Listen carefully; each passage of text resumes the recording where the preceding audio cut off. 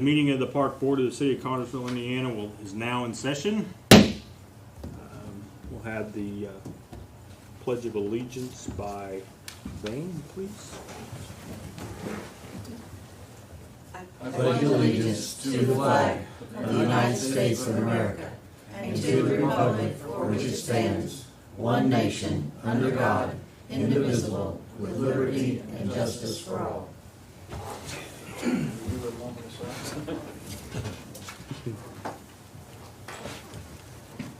Do the roll call, please.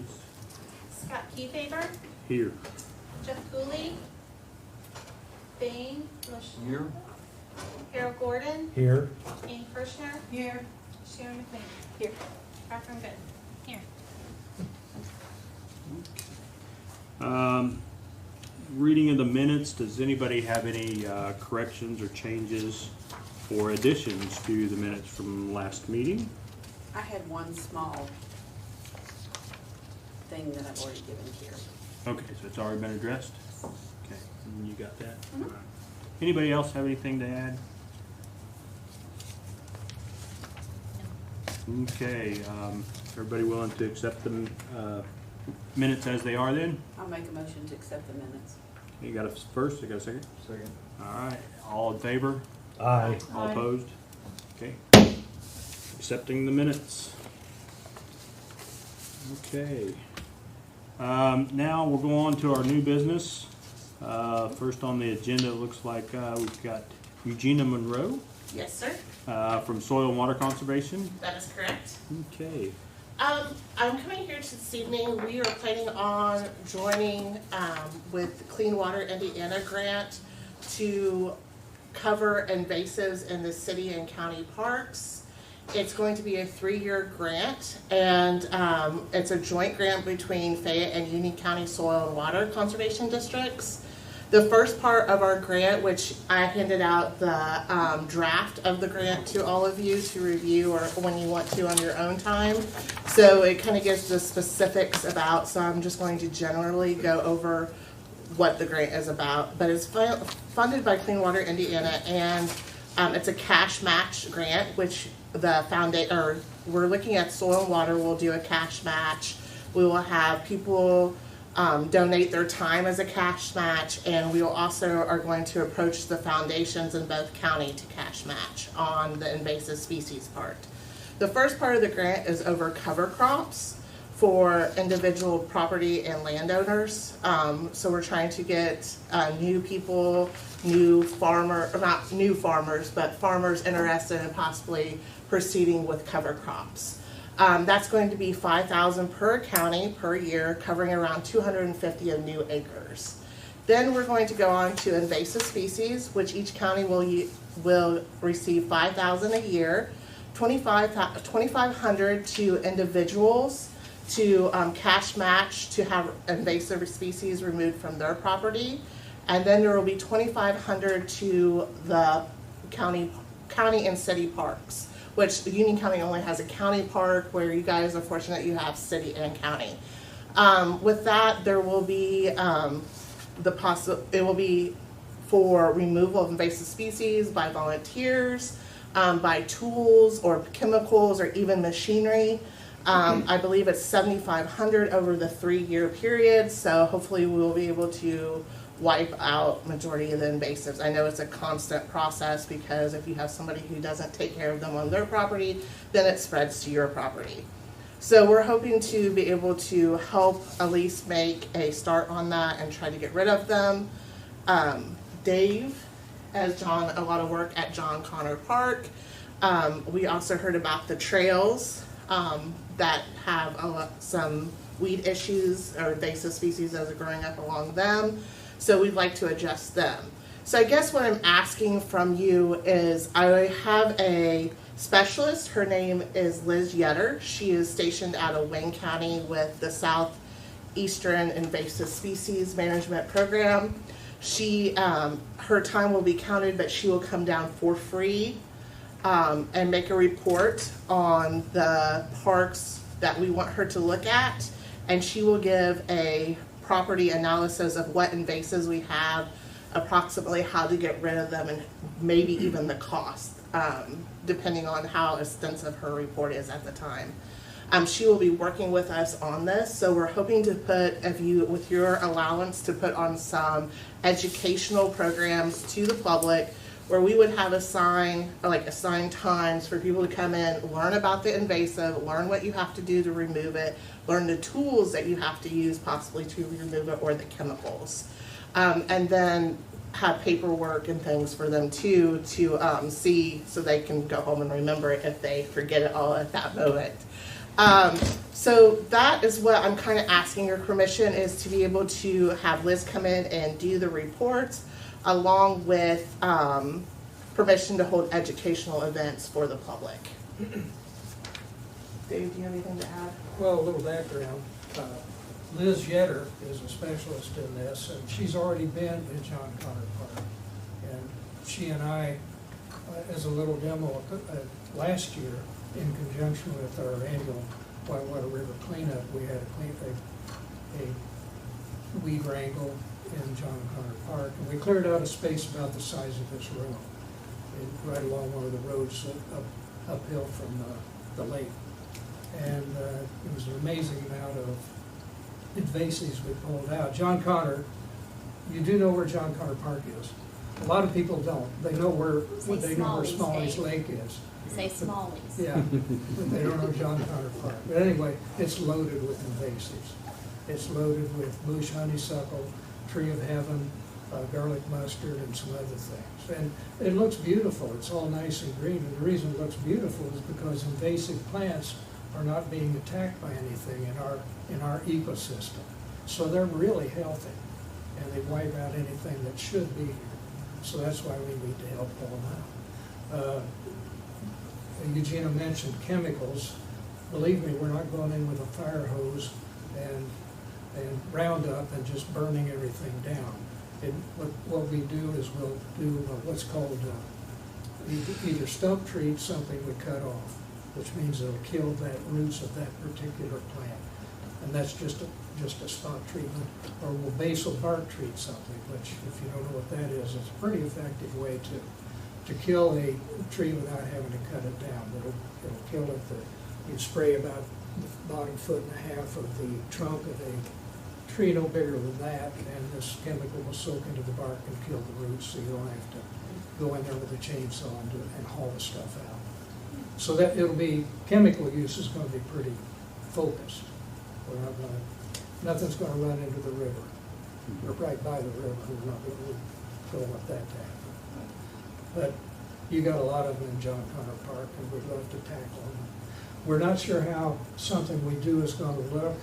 We were going to have a river cleanup this year, and we did. But usually we get a group of people together to go down the river, clean it up. But with COVID, we couldn't do the group thing, so just the board cleaned up the river this time. As far as having volunteers together and having a group lesson and all that, we'll just have to see how we have to do it to comply with safe handling of the COVID thing. But we'll get it done. So I don't see you have anything to lose by letting us go in there and weed the park. So I hope you'll let us do that and help us arrange to have some informational classes and so forth. I was going to ask on that. So are you talking about actually using and getting some of her park staff to inform them and teach them what is invasive and what is not, so that way as they're doing their normal job, if they see those, they can do something about it? We'd love to be able to do that. I mean, I think that would be a big step for them. That would help you out Yes. as well. We really would like to expose them to this. I need to learn more myself, and this Liz Yetter can show us how to do things properly. So really, all you're asking for is our blessing. You're not asking for any money from us right now? No. No. We might ask some of the park personnel to help out, but we don't have to. Hopefully we'll get volunteers and do all that, and our board is going to Okay. be active. So for the classes, you're just wanting like to use the Miller building or something to? No, they do it on site. They do, Yes, yeah. we would do it Oh, on site okay. and show you how to actually,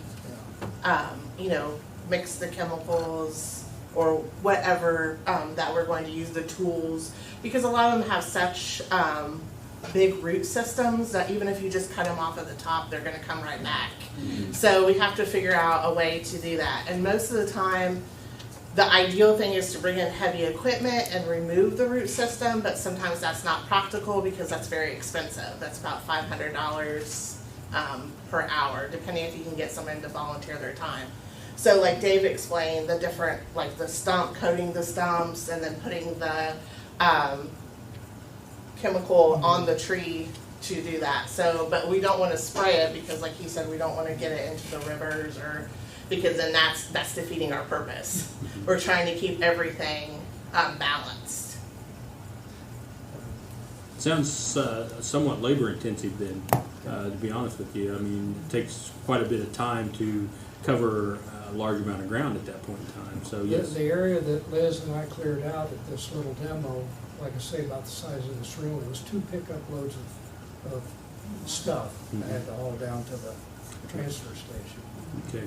So we won't get the whole park cleared out, but what we hope to do is clear out enough of it that people can see what it should look like. Right. And when we clear it out, they won't see what it should look like. What you'll see is bare ground. We'll have to battle a year or two for good things to come back to it.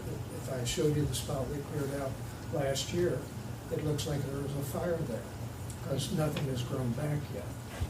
And I'm going to make sure nothing that shouldn't grow back does. Another thing about the information thing is it's important for people to be able to properly identify these plants. So I said you have Asian bush honeysuckle in the park. You also have native honeysuckle. We need to be able to tell the difference. We all did this to ourselves a long time ago, multiflora rose. Well, that's an invasive that we did to ourselves. But there's native rose too. And we want to be able to show people how to tell that from the stuff we want to get rid of. So information meetings. Well, also too, like the tree of heaven that's in the park, if you're not everybody, but some people are more susceptible than others, but if you touch the sap, it could send you into cardiac arrest. So depending on, what you're dealing with, and, it's going to take precaution and somebody with a little bit of knowledge how to remove that particular invasive. So, and it is in John Connor. When you said something about bringing a bulldozer on site, now are you talking the old cleanup site? See, there was a cleanup. There was a Superfund site there. Oh, was there? Yes, and there was there's been placed, part of the remediation on that was to replace and put 2 feet of clay cover over the site, and then they covered it with dirt. So if you might want to check into that before you start digging in, because you wasn't allowed to put any holes in there or anything under the super site laws. Okay. So you might want to check that out before you do it. We Okay. have a mitigation area marked with signage. Okay. Yeah, I don't foresee us using any really heavy earth-moving equipment. Most of it, if we do any digging, it's just to pry the stump up. I just want you to be aware of it. Thank you. So that's up near. That's north of Smalley's, the lake. Where the paint factory was? That sort of No, it was right there. Anyway, you know how you pull into Smalley's? Yep. And we'll call it John Connor. Okay. You pull into John Connor and go around towards the lake. Yep. Anything to the left, that was part of the site. Oh, it was? Yes. Pretty close to the river? Yes. Oh, wow. Okay. Well, don't worry, we can find invasive plants anywhere out there. So. Okay. That's all right. Just wouldn't let you know, didn't you? Thanks. No, I don't envision going in with anything to really dig. Okay. Yeah, I can't imagine that. Well, I guess that's kind of where I get that, is because Union County is starting their own county park, and they have somebody who is willing to donate their dozer and their time.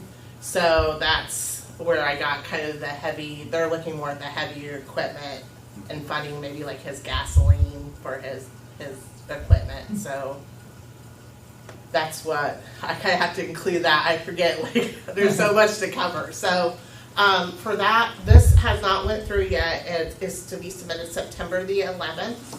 And then we will see, because we will be going up against other counties for funding as well in the state of Indiana. So it's very competitive. Yes, very. Well, and especially this year, because next year they don't believe they're going to be giving grants. because of the, as you know, the big cuts in funding for everyone. Just, two questions. Has anybody made a brochure or a video about the invasive plants and what to do about it? Yep. So there is visual or video. No, I'm sorry, we didn't bring it. We got some propaganda about it, but we should have brought it along. But is it- How to identify them. Is it video too? I'm sure there is. I think they're just now starting that because of more Might need a seclusion. grant. Yes, yes. So I know that, I think they're working on that, and that might be something that, while we're doing these presentations, we're gonna videotape them as well. So that way we would have our own videos to put on our Facebook and our I was website. wondering, maybe Purdue, I know some people at Purdue who make videos and maybe That is true. Purdue, kind of related to one of the people here. Yeah. Maybe that might be a way to get a grant to do that sort of thing, because I think it'd be very helpful to, as you're walking along the trail, to see, Yeah. and visualize things, not just say, here's the plant, and put some poison on it, and you'll kill it. Yeah. But, what to do and how to identify it. And the second part was the ash borer. Do you have any any things about insect removal or? We're not thinking of looking at that, but, there are some more that are impending. I'm afraid the ash borer, that train left. the Yeah, I know, it's species. pretty But successful. there's a couple more that are of concern. And that's an invasive species, certainly. That isn't what we were thinking of addressing with this, but we do need to know how to identify them there. So if we see them, we can stop them pretty quick. Well, and you were mentioning soaking bark. I've been surprised, all in the United States, somebody hadn't figured out how to put poison in the bark of the tree and just, eliminate, or try to eliminate it. What, with the ash borer, they do. Cost a couple $100 a year. If you have an ash tree in your yard that you want to Oh, keep. per you do. tree. Per tree, Um, yeah. So, it starts to add up when you have a couple of forests or so. It's so sad to Maybe see. Channel 3 would film us. What do you think? Okay. Anyway, we hope you'll let us go in and do this in the park. If we don't get this grant, we still want to find a way to do something like this thing. That grant will help kick it off, but this is still Yes. something we want your permission to go ahead and do anyways. John Connor Park's an ideal place to do it. You have the invasives and people see it. And if we can get a spot cleared out properly, people will see that too. Do you have any misgivings about any of this? It doesn't Not at sound- all. They did a smaller version of this last year, Okay. like Dave was saying, and to me, this is just, moving ahead with what they started. I think it's fantastic. Okay. Anybody else got any? Don't talk him out of it. Anybody else got anything that? Because right now, what I hear is it's all positive for us. Yeah. I don't hear anything that would be a drawback. And I think for the public, those of us that probably have invasive species in our yard that we do not have a clue what they are, they just grow and they're green, so you cut them off. It would be really nice to have that information available to us, to know what to look for and to know how to treat it effectively in a more cost-effective way. Because if we can treat it ourselves, clearly it beats having to hire somebody to do that. Right. And it sounds as if some of the. I feel like I was in your same place until I started this job, because I thought like the honeysuckle was pretty. I couldn't tell the difference between the native and the invasives. I could even say it, Flora Rose. I was like, oh, I know they put that up for fence, but it's pretty and it produces a nice flower. And there's things that I think people don't even realize are invasive because they're actually pretty, so you just kind of leave them alone. Yeah. And for me, it's learning too, like the tree of heaven and mustard garlic and different things. It's, certain plants that are sold by nurseries, which they're tightening down on that. But people have been sold them too. So we're hoping to try to help them with the private individual. We're hoping to, if you actually have an invasive tree species, we would hope that we could help you remove that and plant something that is native back in its place. That's for the private. I think that would be very, very helpful to a lot of people, because there's just so much, if it's green and it looks nice, we have a tendency to leave it alone. And it might Yes. not be the best thing for our environment or for Well, you may have planted it because some of these things were sold. Right. There's a pear tree that was sold. It really does well, grows beautifully, it looks pretty, but it's taking over some areas of woodland now because birds are bringing the seeds. But nobody knew that when it was first disseminated. And now a lot of those are on a list in Indiana. It's no longer legal to sell them, but they were legally sold for quite a time. So that's how we did that to ourselves to some extent. But we learn. Yeah. And I think a lot of things with learning about invasives is that you don't understand that their root system, an invasive root system, is actually poisoning the ground to other plants. So even your natives can't grow, and then it eliminates your native plants. So then until you get rid of the invasive, you're not going to have the natives come back. And that just destroys so many habitats for insects, pollinators, natural animals, even people. So, and forestry, if some of you are, growing trees for harvest, that does not give you if there's a lot of invasives in your woods, then you're not going to have those trees come back naturally because the invasives are going to take over. So it hurts forestry as well. And look what happened with kudzu. Oh, God. Over the world. Thank goodness we still don't have kudzu yet or fire ants, but. So anyway. Well, good luck. Well, thank you. I hope it goes through. Okay. So, have a motion to go ahead and accept and let Yeah, us then in. they'll be in our minutes Yeah, and be official. right, I think we should. So, Yes. have a, I'll move we accept the proposal from okay, have a second? So, Water. I'll second. Okay, all those in favor? Aye. All those opposed? Okay, Thank you. there you go. thank you very much. All right, thank you. Appreciate what you do. Thank you. All right, next up, we have 1, 2, 3, 4. Thank you, everyone. You're welcome. Thank you. Thank you. We have 4 resolutions that need to be, I figure we can address those all at once. Yeah, Nothing. 03 is just, unemployment was negative. I had a staff member claim unemployment during COVID. So I moved money out of pool over to that. 04 is soccer's getting ready to start, so we need to move. We finally separated our concession accounts into 4 Good. separate accounts. So next month I should be able to say, this is how much money we made at the pool. Great.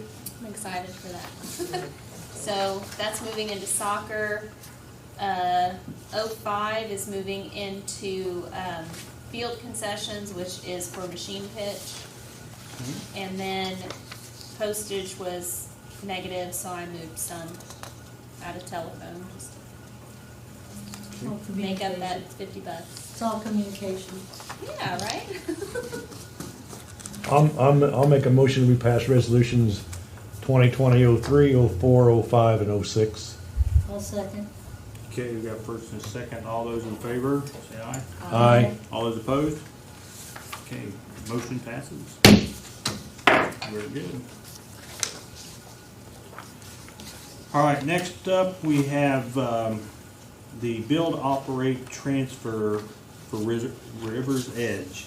Okay, that was a meeting that occurred, what was it, last Tuesday? I don't know if any of you are familiar with build, operate, transfer. Anybody know what that is? Okay. Well, what that basically is we find a group, in this case, these folks that are willing to finance, put a plan together, build it, see how the operation would work and make sure it does work, and then build it and then transfer it back to the park. Okay? And the questions I had when this was presented was, how's the park gonna pay for it? Okay? That's part of the operate system. This group of gentlemen came in and presented. They have a engineer who's willing to look at our plans, look at everything that's going on with it, and make sure it's a good, viable plan when it comes to building it. Budget guy comes in and makes sure that everything that they do does come in within the budget. The overseer, who's Dan, can make sure that things get built properly. And then they have a consulting person. He's out of what was called Pros Consulting out of Indianapolis. They do a market analysis.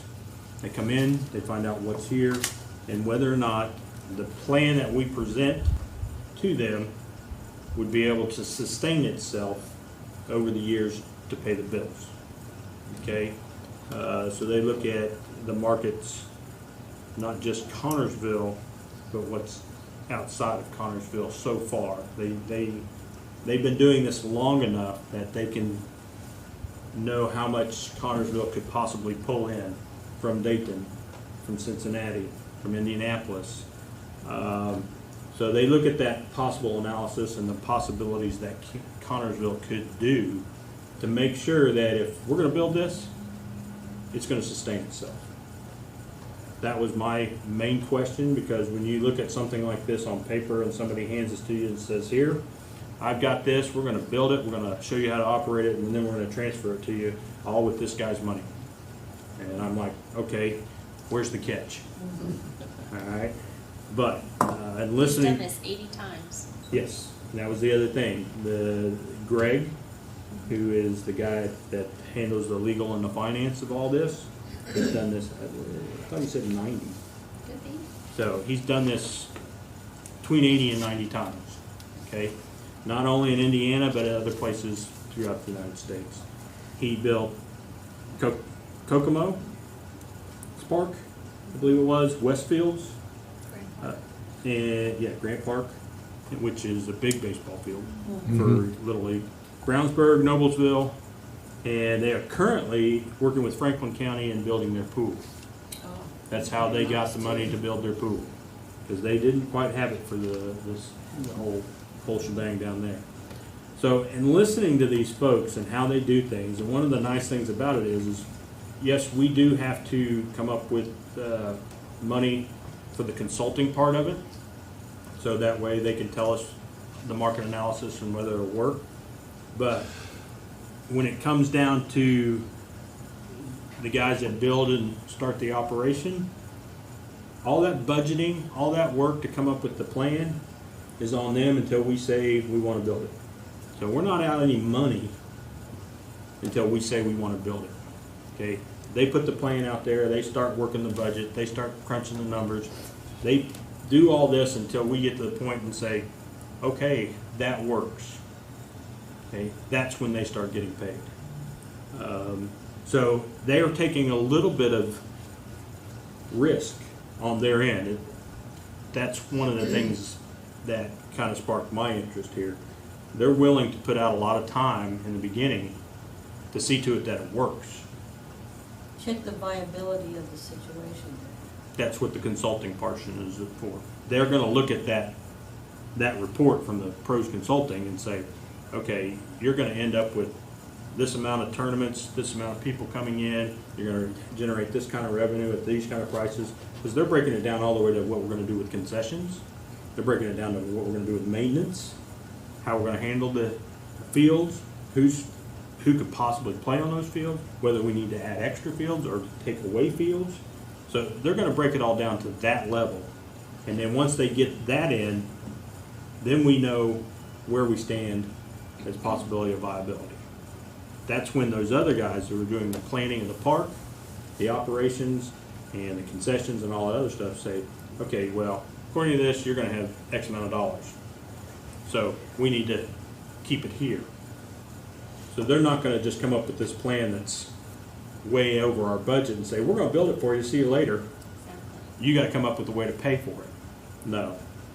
They're there to make sure at the end of this deal, it's going to pay for itself. It's going to work out so that way the city can handle it. And that's what I liked about it. They're very upfront about it. There was you know, you ask the hard questions, and they didn't hesitate.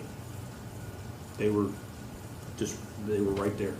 the whole time. How much homework have they done? In the fact that, and I've worked tournaments at the baseball field forever, and one of the biggest complaints is there is no place to stay here. There is one Okay. motel, and the travel time, because you basically have to stay in Richmond, you have to stay someplace else. Mhm. Also, the availability of stuff. We have Walmart, we have the dollar stores. So, and also eateries, places people can eat, because that generated a lot of money for the eateries that were very, very close to the old park. There's nothing out on the south side right now. You have to come into town. So, are they considering those old issues? Now, we used to be very successful at it, but those were, as the person who was at the gate for 30 years, these are exactly the things that I heard. We really love your park, but we wish we could stay here. We wish there were more options. We wish we could go buy a pair of baseball pants. We wish we could do a lot of these things that Connersville just simply does not have the capability of. We have one motel, and that's fine, but when you're getting 10 or 15 teams in, that's just not totally adequate at all. So I think that it has to be kind of tempered a little bit in what they can do. That we could have the greatest facilities, but if we don't have good parking, if we don't have the other amenities that go with it, I think that it could be problematic. It sounds like a great deal to get all that stuff together, but I think we need to look at the whole, are they going to really look at the whole picture, the whole community, travel times, those kinds of things, which I think are going to be important. Because like at Westfield, at Grant Park, that's wonderful, but you're in the Indianapolis area and you've got a lot of places to stay within the close proximity. You've got a lot of resources that we simply do not have here, and that would be concerning to me. That was all addressed in that meeting as well. That's what Austin, the consulting person, that's what he does. Okay? He addresses all those questions you just brought up. He looks at that whole situation. That's his job. Okay. That's what he's looking at when I talk about viability. Okay?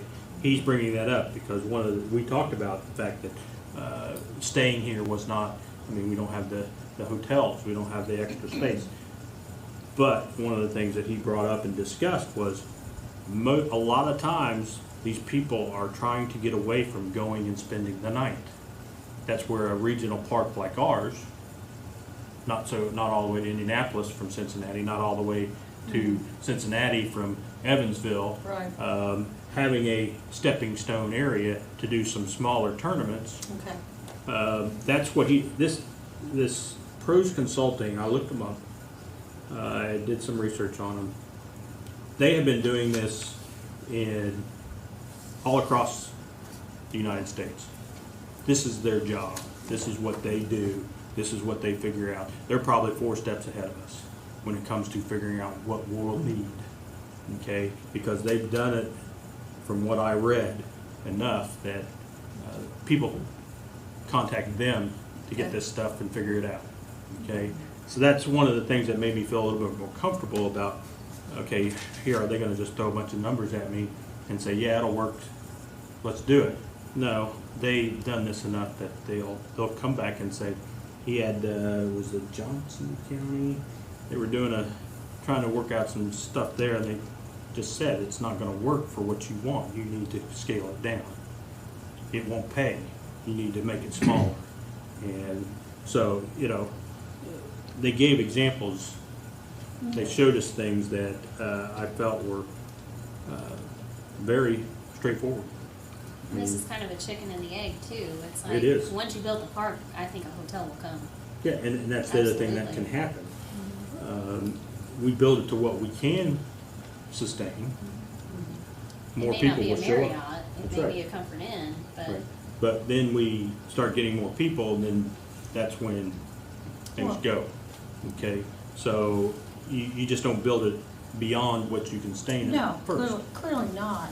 So, and that's what these guys presented, and that's what they told us. They're not out to see us fail. They're out to see us succeed. Cool. Because it's their money on the line. That's right.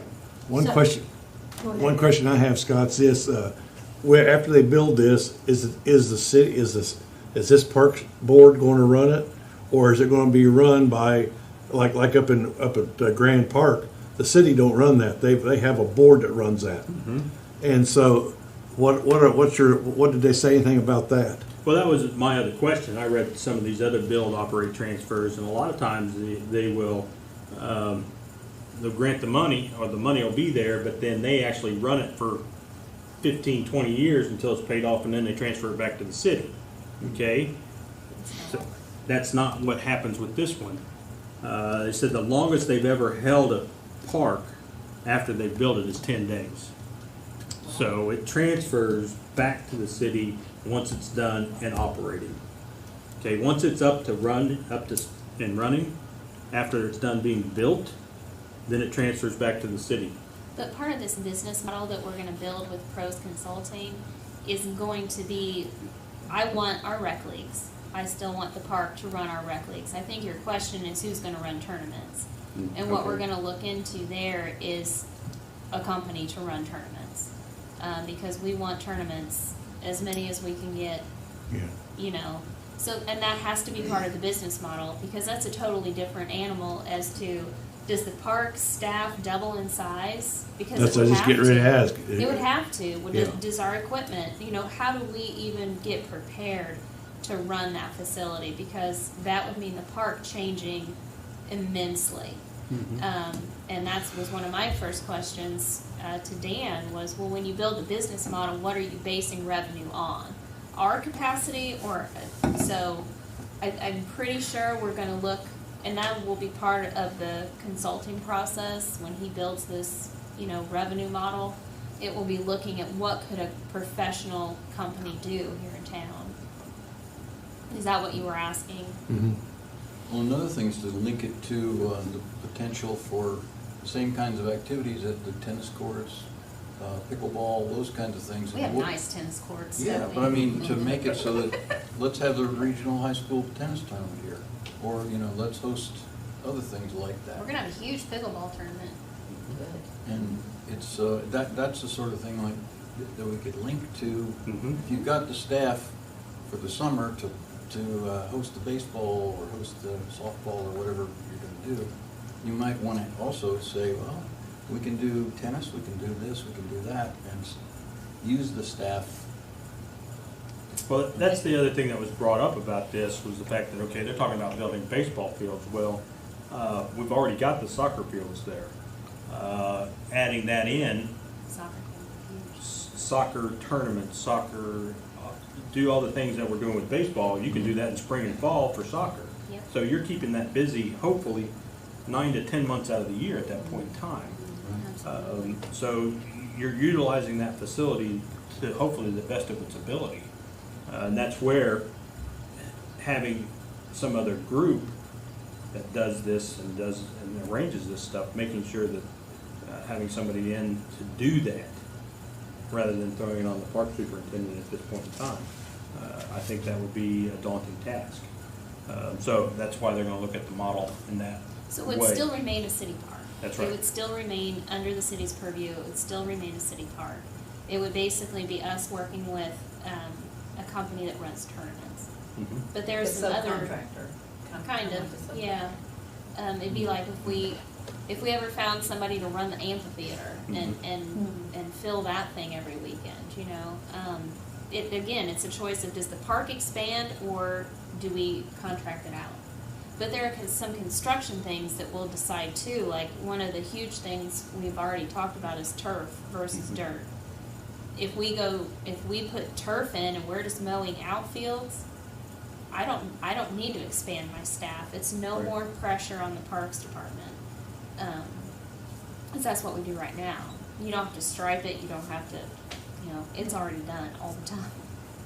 Right. So How do you see this outside company coming in and impacting our which we didn't have this summer, which makes it difficult, the rec leagues, because It would be tradition. outside of rec Huh? league. It would not affect rec league.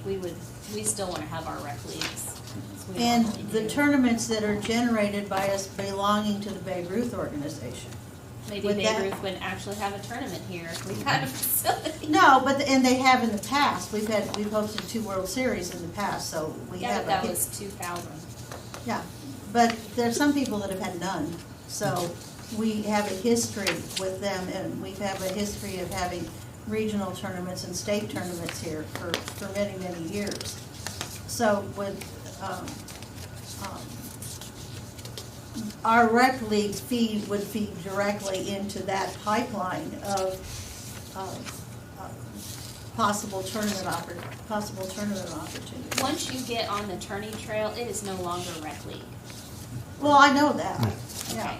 Yeah, but that's what generates the teams, is basically speaking, the kids off the rec league are the ones that are gonna play in the All-Stars and are gonna be on the track. I think connecting with Babe Ruth would be a given for Right. Austin. I mean, just, And the other thing about that, what I think you're trying to say is, yes, that would possibly generate Connorsville of being able to put a team into those tournaments. Right. Okay, if they're gonna run them out of this city, then Absolutely.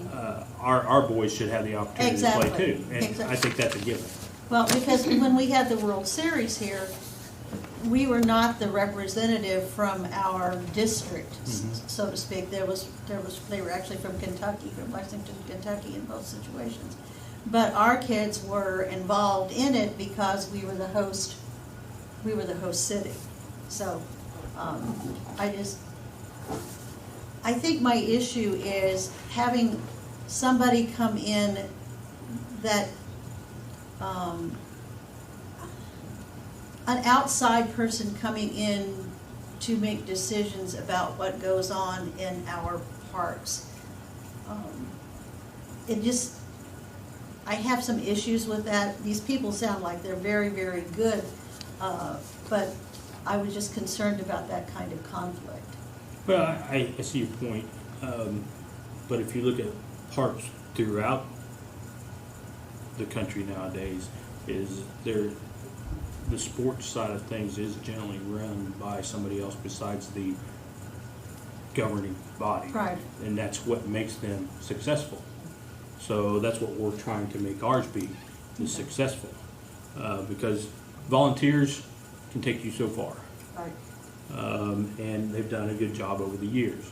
But things are changing, times are changing. Mm-hmm. And in order to stay up with them, sometimes you do have to change. So, Well, we didn't used to have soccer fields either. that's right. So, yeah, you're always going to have concerns.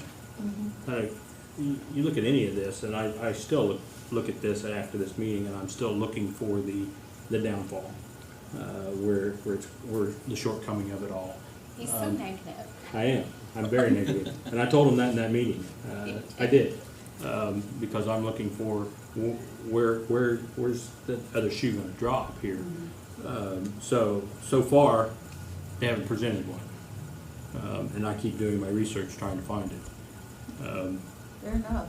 And right now, I think it'll come back to the city and us to make sure it is successful.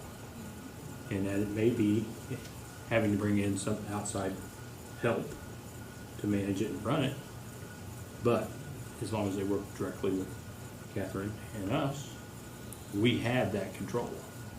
Well, so many times with contracts with outside consulting agencies, you lose, it's very easy to lose local control. And I think that would be a concern, because they're the experts and they come in, and sometimes they can be rather intimidating and say they have the answers. And I think the local control issue, we know our community better than they know our community. They may know how to run things, but because we live here and have lived here a long time, we have a better sense of what our community is about and is like. Because nobody likes somebody coming in and saying, and having all the answers for for someone else. It has to be a more collaborative type situation. And do you feel as if these people are, that's their model, that they are in a more collaborative mode? I think they're very much in that mode. Okay. Again, the examples that they gave, the fact that, okay, the Franklin County pool was a situation where they were asking for so much money to get this done, and then they also had a donation of a certain amount of money. Well, all of a sudden everything changed when the donation came through, and they had to revamp what they were going to put in.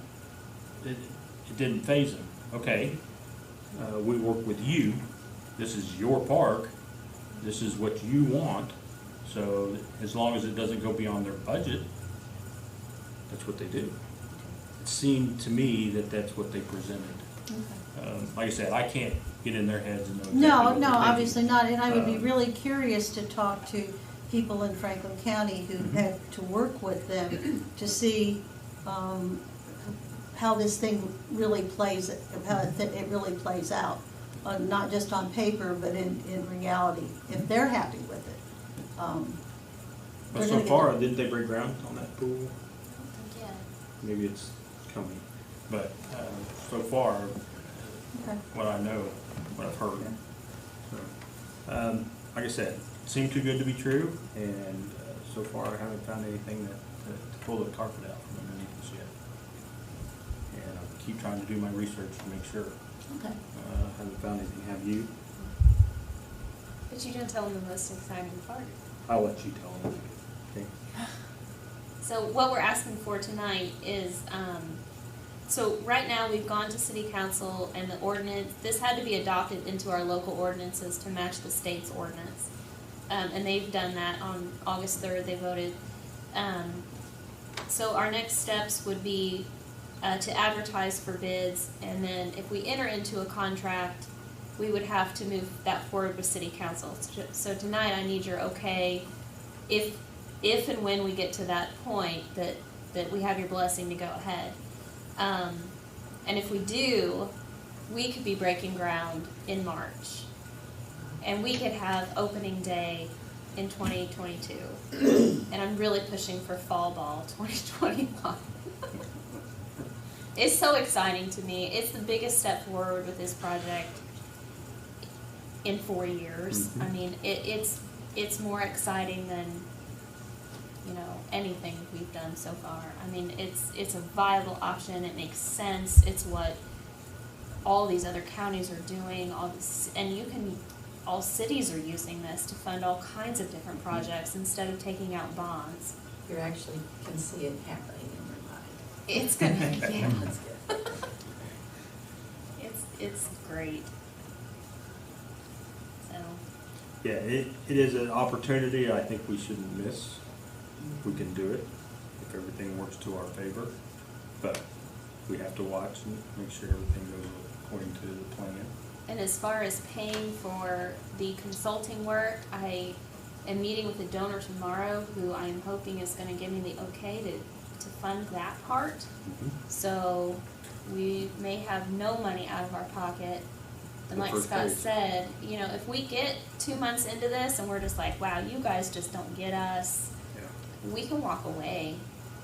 We can walk away and we can take that consulting work we had done and we can That's reopen ours. the bid and we can go somewhere else. Yep.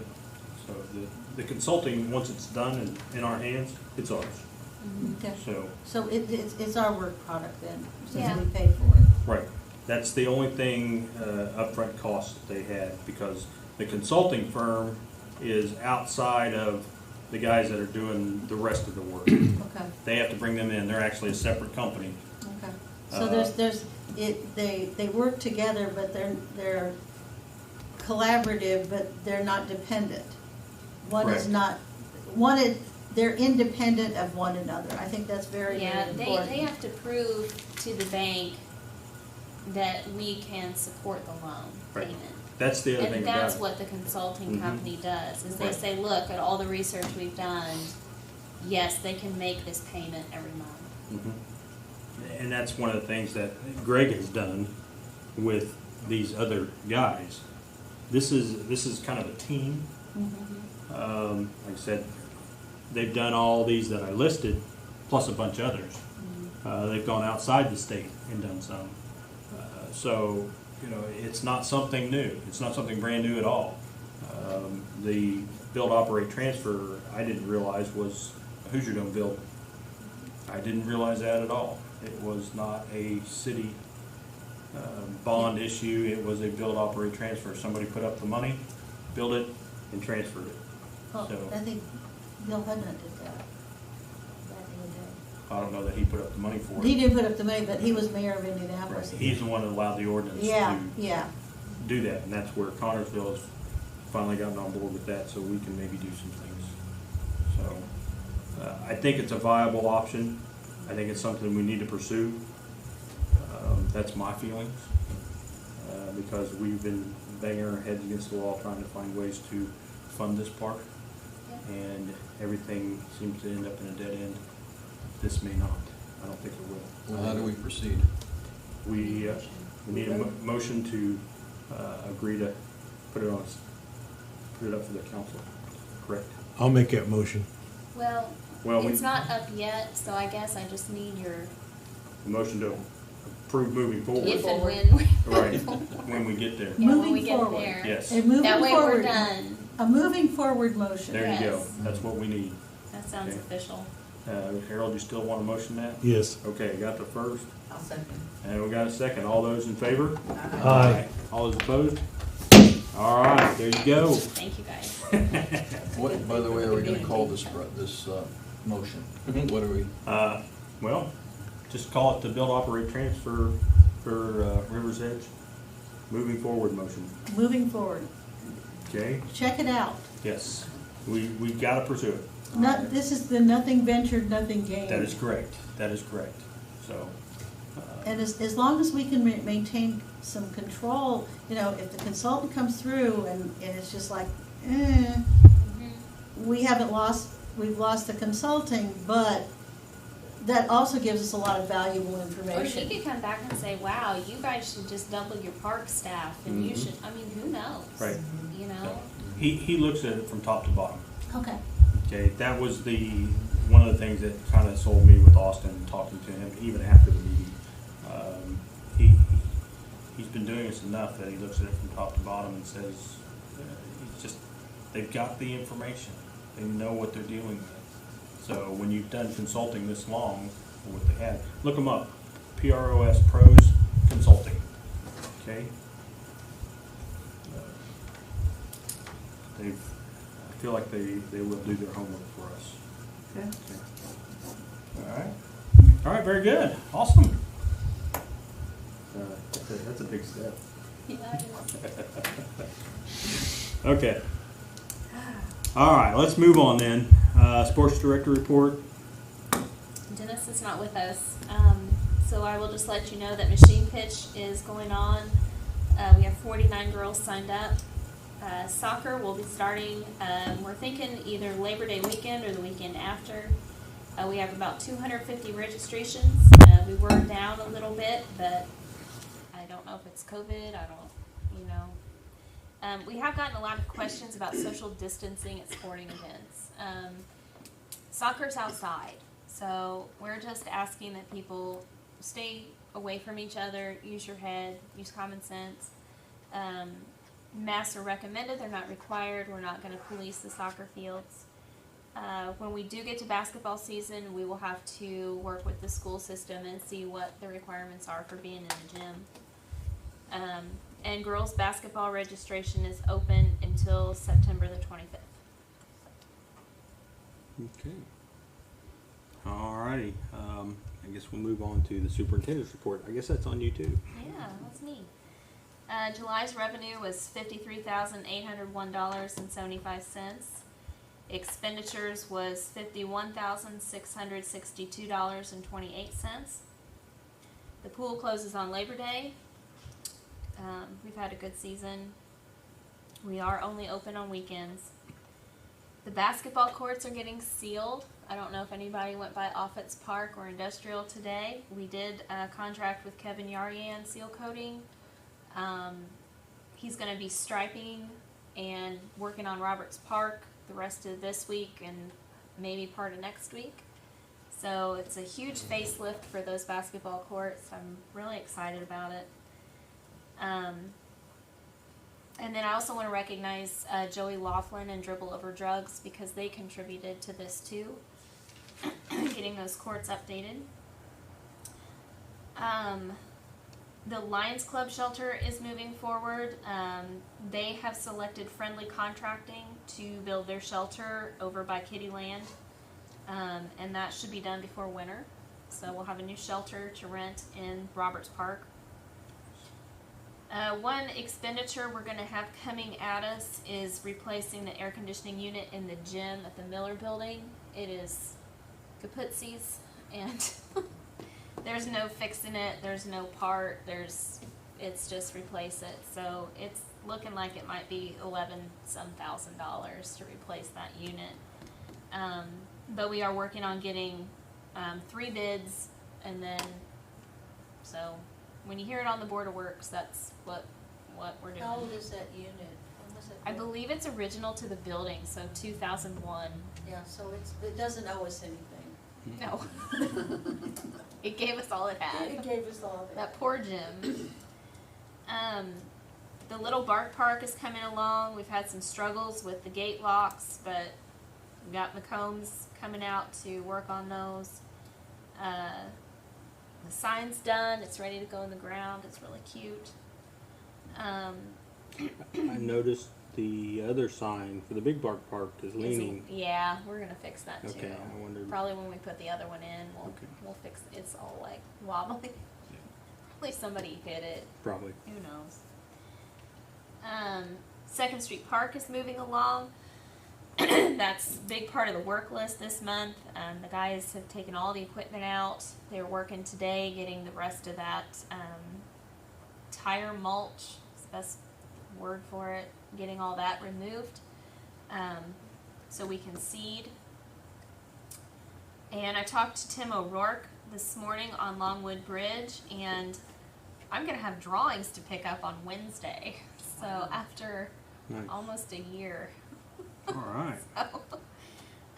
But those will include notes that I can take to a general contractor to start getting pricing on how to fix the bridge. Okay. So that's going to be really expensive too, I imagine. Yeah.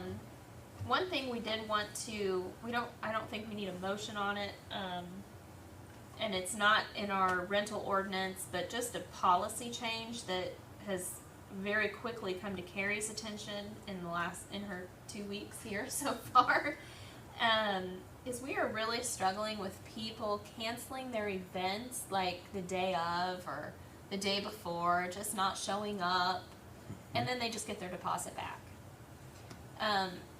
That prevents us from renting the building because your deposit holds your date.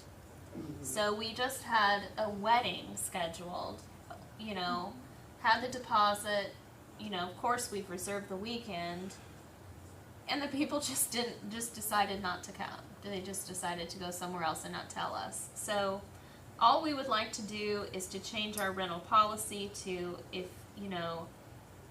you haven't paid because usually the event fee is due, so we'd like to change that to where if your fees are not paid by 10 days before your event, then your event's canceled, or you lose your deposit.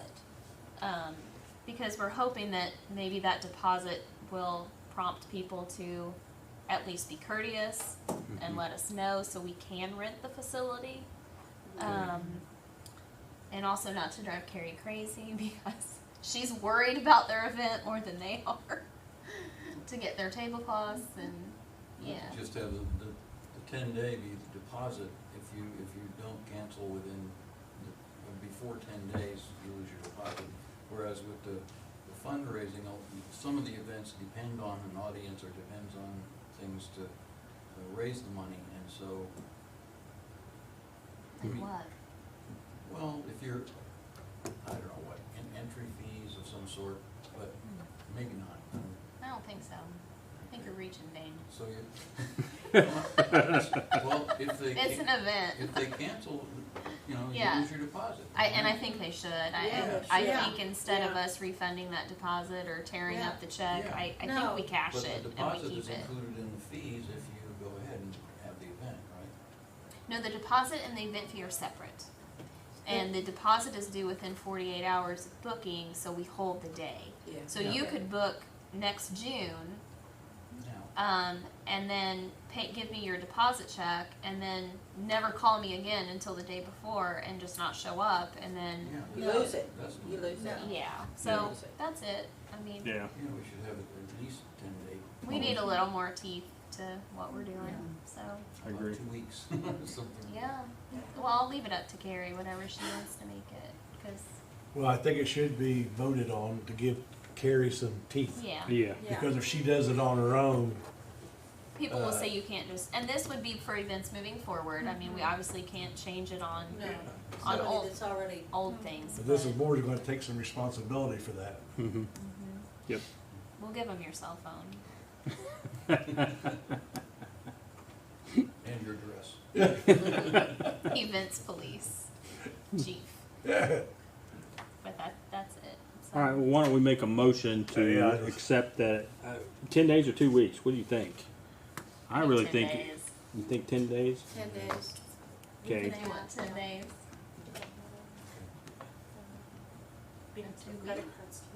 Huh? Because if you don't know if you're not gonna have yeah, it we'll within work 10 on days that. of it, then You should. You should know within 10 days. You should. Yeah. Yeah. Okay. Yeah. So- Now, there's things that, you might want to speak. Yeah. Yeah. No. You gotta come up here I though. realize there's No. events that happen, like I got a phone call today, and it was for a shelter for this Friday and this Saturday. And she said, I need to cancel, can I please have my deposit back? My husband's been admitted to the hospital.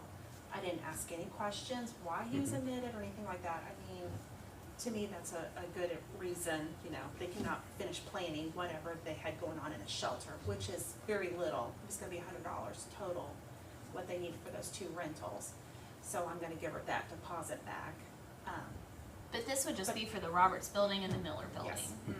Yeah, not for the shelters. No, we don't take deposits on those. What about the pool parties? But it was for the Red Cross. Ooh. I didn't think about the pool parties. Do people cancel the pool parties now? I don't know. Is it a problem? We've had some. Mhm. No. Just not show.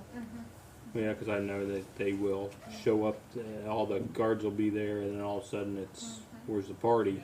Nobody shows up, Yeah. and then And we then I find. get a phone call the next day, Mhm. we canceled our event. Yeah. Well, I didn't know. Yeah, I think we should I put think pool I think parties. 10 'Cause days, those are is- expensive. 10 days is fair. And that deposit's $100. That's right. So people should. Plus, you couldn't rent it to somebody else because it Exactly, didn't show that's up. the- It's that's lost the income. bad Yeah, I thing. would say that you, 10 days. 10 days. And Yeah. they sign the agreement. They have an agreement from Mhm. something in front of them that says, sorry. You do understand what you just Oh. read. Yep, I'd so like that- to make a note to update those. Yep. Yeah, update the Add that agreement, to the said that agreement, if you have up until 10 days before the event to cancel, and if you cancel after that time, then you forfeit your deposit. Mhm. Yep. Hopefully it's enough to kind of curb that a little bit. All right, well, anybody need a first on a motion to accept a change in policy, 10 days for cancellation or lose your deposit, Except for the shelters, right? except for the Correct. shelters. For the Miller and Roberts building. Yep, major events In the pool. and the pool parties. Okay, So moved. okay, have a second? I'll second it. Okay. All those in favor? Aye. All those opposed? Okay, we have a motion. Now you got somebody backing you up. Okay? Just make sure it gets in the paperwork that you sign. Mhm. Like on the People will top. know, 'cause Yeah. Gotta be- that kind of thing is pretty, bold. that kind of Yes. thing is Yeah. pretty boilerplate with any place that you go rent. Mhm. Yep. That you have to give them so much notice or you lose your deposit. It's a lot to keep up with. I mean, all our shelters and all our rentals to see who's paid and who hasn't, and so Gary's doing a great job. Okay, is that all you had? Yep. Okay, we'll move on to old business. So you wanna go over the work list there? It's pretty easy. I mean, we've been working at 2nd Street, had quite a bit of work to do at Smalley's after the storm. and spent quite a bit of time at Babe Ruth before machine pitch got going. So those are the highlights other than mowing. Mowing's on schedule. The surface over at Kittyland is not good right now.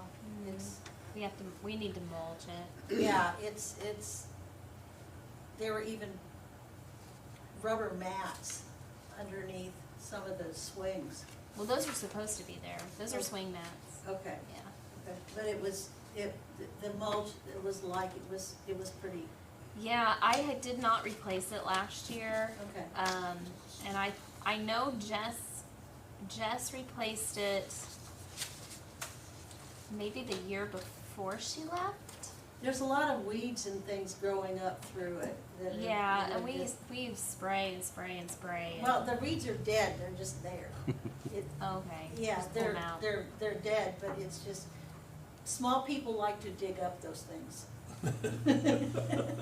Yeah, what I'd really like to do, I mean, the whole side of the border is leaning. I think it's time we're gonna have to at least dig that side out and reset it. And then we're just gonna have to put more mulch down, but Yeah. I just didn't allot the money to it this Okay. year, but. Okay. Well, my grandson, may do my grandson industrial. enjoyed digging up weeds the other day. Well, good. Yes, I told him he could pull all. Tell him to pull all Yeah, the I told him weeds he could pull all he wanted, because Cool. I'd had him doing that at my house, so he thought that was pretty cool. Yeah. All right, anything else in old business? Okay, miscellaneous business, got anything there? No. Okay. So you move on to claims. Need a motion to accept claims as they are. I'll make that motion. I I'll need a second. All those in favor of claims, including payroll? Say aye. All those opposed? Okay, accept claims. And public forum. Go on. Anybody? Nope. Okay. All right, then. It looks like we've had a pretty good, productive meeting tonight. I'd like to thank everybody for their great discussion on things. I need a motion to adjourn. I'll make that motion. I'll second it. I got a motion and a second. All those in favor? Meeting adjourned. Aye. Aye.